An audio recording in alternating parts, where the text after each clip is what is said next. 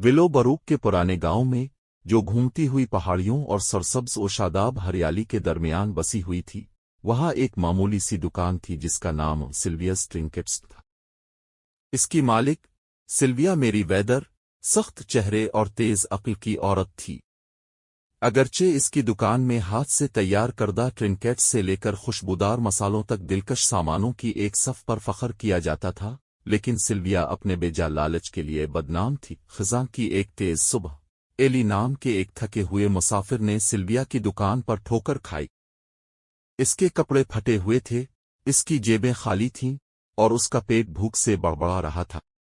Eli एक आवारा था जिसके पास सिर्फ इसका भरोसामंद दिल और उसके नाम के लिए ख्वाबों से भरा दिल था। एली जैसे ही दुकान में दाखिल हुआ, सिल्विया की आंखें लालच से चमक उठीं। उसने मुसाफिर की कमजोरी से फायदा उठाने का एक मौका पहचान लिया। झूठी मुस्कुराहट के साथ उसने अंदर ही अंदर उसका इस्तकबाल किया। इसका ज़हन पहले ही इसकी जेब से हर आखिरी सिक्का निकालने के मंसूबे बना रहा था। सिल्विया के ट्रिंकेट्स में खुश आमदीद, प्यारे मुसाफिर, उसने सलाम किया। इसकी आवाज में धोखा था। इस अच्छे दिन पर आपको हमारे आजिज घर में क्या लाया है? अपने सफर से थके हुए एली ने जवाब दिया, मैं पनाह और गर्म खाने की तलाश में हूं, अगर आप इतनी मेहरबानी फरमाएंगे। सिल्विया के होंठों पर एक धीमी मुस्कुराहट फैल गई। आह, लेकिन यकीनन मेरे प्यारे मुसाफिर, मेरे पास आपके लिए सिर्फ एक चीज है। फल फूलने के साथ उसने सूप का एक मामूली प्याला और रोटी का एक क्रिस्ट पेश किया और बदले में एक भारी रकम का मुतालबा किया। बहुत थका हुआ और बहस करने से भूखा, एली ने हिचकिचाते हुए अपने आखिरी चंद सके हवाले कर दिए। जब उसने अदायगी जेब में की तो सिल्विया की आंखें फतह से चमक उठीं, ये जानते हुए कि इसने गैर मशकूक मुसाफिर को धोखा दिया था। दिन हफ्तों में बदल गए और एली ने अपने आप को विलो बरूक में फंसा हुआ पाया, जो अपने सफर के लिए फंड्स के बगैर वहां से नहीं जा सकता था। हर गुजरते दिन के साथ सिल्विया अपने इस्तेहसाल में मजीद ढिठाई से बढ़ती गई, हत्ता के बुनियादी ज़रूरतों के लिए भी बहुत ज़्यादा कीमतें वसूल कर रही थी। लेकिन सिल्विया के लालच के बावजूद एली ने उम्मीद खोने से इनकार कर दिया। उसने अपने दिन गांव वालों को अपनी मौसीकी से महजूज करने, उनकी तारीफ और दोस्ती हासिल करने में गुजारे।